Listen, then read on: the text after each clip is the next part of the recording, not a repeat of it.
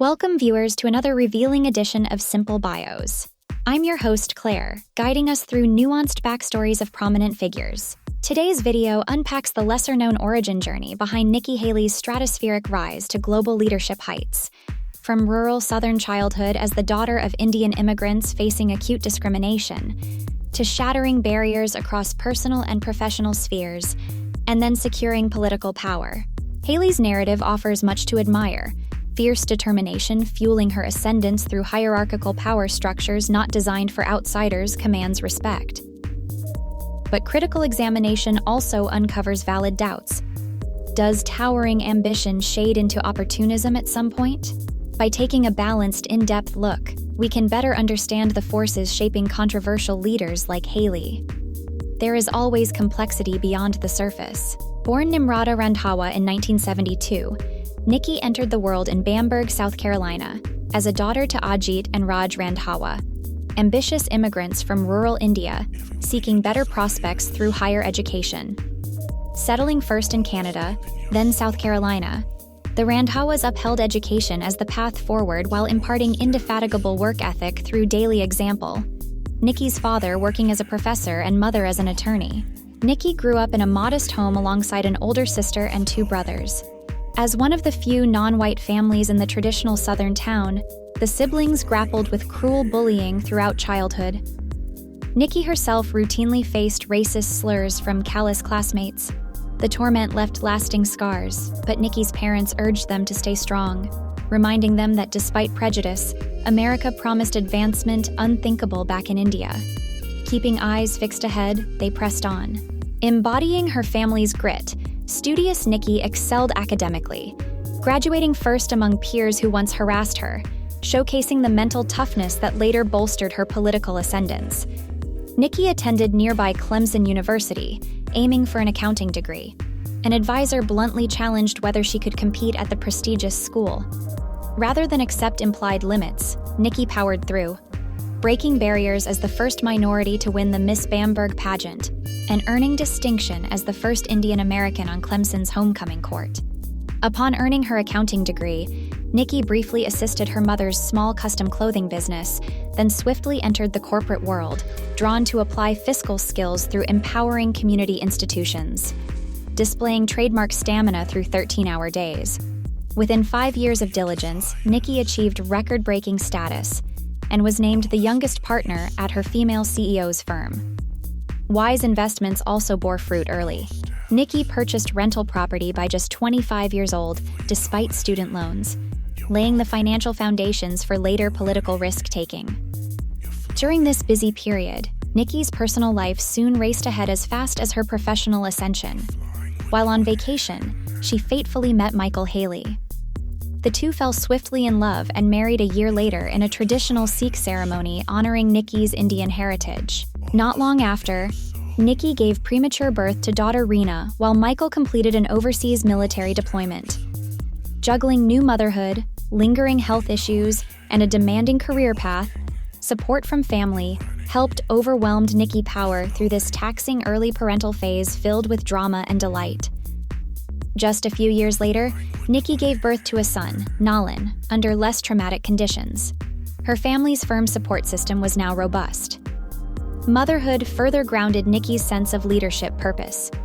She grew increasingly tuned to challenges facing local families, whether through rising healthcare costs, uneven public school quality, or economic insecurity. Having children heightened Nikki's instinct to transform empathy into concrete representation. By 2004, determined 32-year-old Nikki found herself ready to expand civic participation, launching an unlikely campaign for South Carolina's state legislature, despite lacking a political background. When doubts surfaced on an Indian American female's viability representing the heavily Christian, conservatively Southern area, Nikki powered through with characteristic boldness, relying on the pleasant warmth and grit that had smoothed her path before. Pounding pavement to knock on thousands of doors, Nikki connected her family's immigrant journey to the struggles of many community members. Her sincerity struck a chord with enough voters to culminate in a hard-fought victory, foreshadowing more incredible feats. This early political foray validated Nikki's rare magnetism and strategic savvy, but a closer look also spotlights the state's dynastic power circles that coalesced around this intriguing newcomer to boost Nikki's meteoric rise, eager to showcase her identity as a trailblazer. Critically, was she organically uplifted by people's will or intentionally maneuvered into the spotlight? Likely a combination. Yes, admirers declare Nikki the embodiment of the American dream, where education and tireless effort inevitably overcome prejudice and clear advancement pathways regardless of background. Figures like Mark Sanford refer to her as proof positive of South Carolina's empowered minority leadership, despite its segregated past. To supporters, Nikki embodies the mythical narrative that hard work and determination can uplift underprivileged outsiders to greatness against the odds through sheer perseverance and force of spirit. But critics highlight the irony that Nikki has not extended such uplift to the marginalized communities she emerged from once securing power. Rivals like Gloria Bromell-Tinubu cast her as a puppet propped up by establishment leaders to mouth talking points and folksy platitudes while shutting out the still silenced. They see an opportunist selling out rather than the bootstrapping idol portrayed.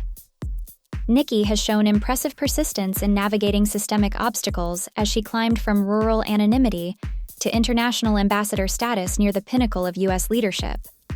But now, perched at the heights built by the marginalized, she primarily supports structures upholding status quo power rather than challenging their inherent inequities.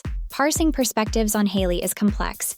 She embodies the archetype of a model minority, successfully leveraging grit and intelligence to override discrimination through individual effort. But the glaring light cast onto her ascent leaves many others struggling in the shadows, unacknowledged. Accessing the profound privileges of education, financial stability, and political influence she now possesses, will Nikki turn to pull up others still trapped on the rootless terrain she once tread? Or does she cling to hard-fought status with closed fists, believing she fought her way from the fringes alone? Most intriguingly, was Nikki's seemingly self-propelled rise facilitated by power brokers craving her compelling facade of diversity to mask their change-resistant agenda? Did she overcome, or was she overcome? For me, the most revealing measure emerges from whether Nikki's profound personal power is ultimately directed towards empowering the vulnerable or upholding existing hierarchies. We all contain contradictory impulses towards preservation and transformation. The true test emerges in which instincts prevail when tested, but for now the jury remains out. I appreciate your thoughtful attention today. Please share your perspectives on this compelling figure. Be sure to like, subscribe, and stay tuned as we unwrap more origin stories soon. I hope you have a fantastic day.